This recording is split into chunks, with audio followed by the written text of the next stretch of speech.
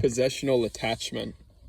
So in this video, what I want to do is bring to our awareness, including myself, what we need to learn to actually and effectively move forward out of the realms of physical attachment.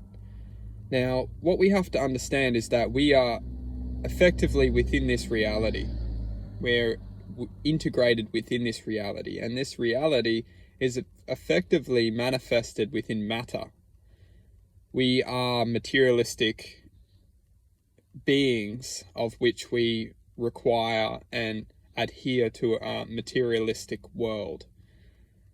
And truth being is that we will reach a state in our existence where we will feel that our essence is limited to an extent if we are only evolving around the materialistic level.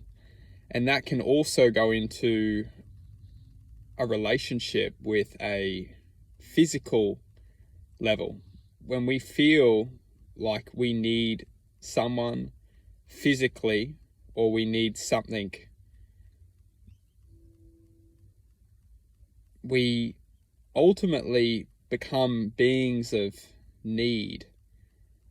And this is only one aspect. We also have to look at it as we have a very powerful mind, and the mind is extremely calculative on how to perceive our attention and draw our attention into a negative state of mind based on materialistic and physical needs.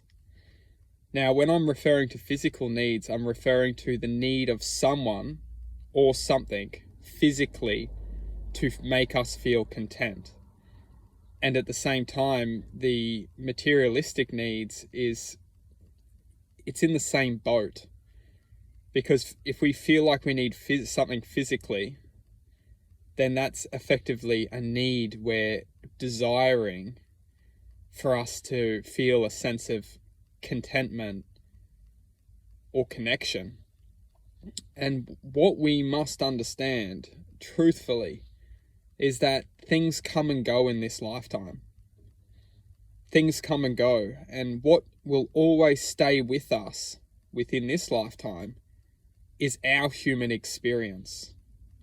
And this human experience, if it evolves around possessions, if it evolves around someone, if it evolves around the wantings of achievement within this lifetime, we will always be limited via the essence which has the control to take something away. We have to realize that the beauty within us is naturally calculated to evolve to its true potential, and that true potential is effectively the seed of our potential. So that the materialistic nature of this reality is almost designed to encapture our potential and not let it bloom outside of its grasp. And one very powerful thing to recognize is that things and people come and go in our life. And it's not to say that physical connections can be absolutely heart-opening and physical and loving connections, even to the extent of materialistic connections, can bring us such a liberating experience. But it's to say, if we can't learn to accept when something is taken away from us or someone is taken away from us, if we can't accept and become grateful for what we've experienced and how we've experienced something, and accept that the nature of this reality is designed to evolve. And if that involvement means that something that we've loved is taken away from us, or something that we feel like we need is taken away from us, it's been taken away for a reason, for us to continue to evolve. If we can't look at it like that, like everything happens for a reason, and the only way to continue to evolve is to learn to accept. It's not necessarily learn to let go, because what we have to understand is things will always stay with us. Things, experiences will always be a part of us, and it's not about letting go.